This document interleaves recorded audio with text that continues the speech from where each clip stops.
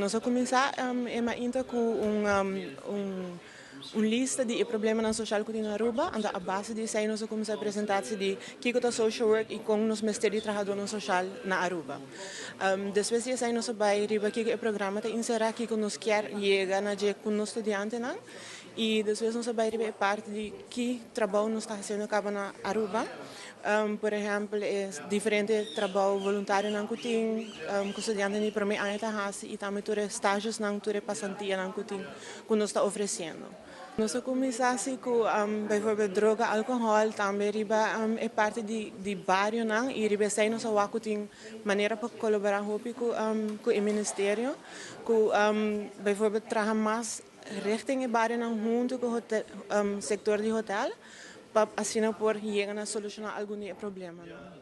E charla está para dar tiki mais inzicht de que com nós faculdade tá trece dilante nos estudantes não e a mim pessoalmente como presidente do Social Work Student Board me apapia over de que com nós board tá hasi nos missão que tá driedelig por bisa nos que advocate para social issues ng kuting na Aruba. Nos está trabalha com organização para organizar evento ng para raise funds pa nang. E também nos está cria leadership skills de nos estudantes nang. E funds que nós cria den passado, por exemplo, nos hasi Zumba event para a Fundação Autismo, nos logra raise 1.800 florin. E seguinte tata ano passado com Sonrisa nós hasi caminata pa nang, nós logra raise também 5.000 florin pa nang.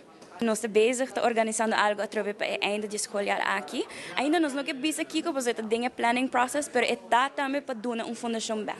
Hasi algo por caminata é raise funds para fundação aqui na Aruba. Ao minister Paul Cruz, minister encarregado de assuntos social, juventude e labor, a visitar nos faculdade.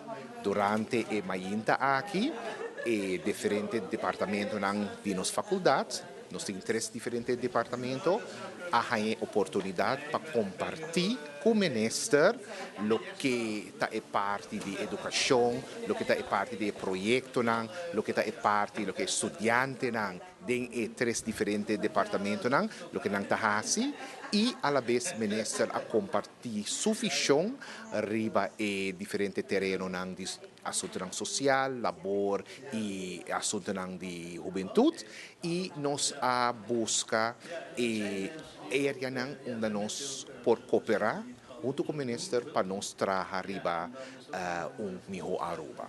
Nós estamos contentes como Universidade de Aruba que ela inicia o projeto aqui de juventude e maneira mais explicada nós também mais terreno onde nós por cooperar com outro para nós poder para melhor Aruba.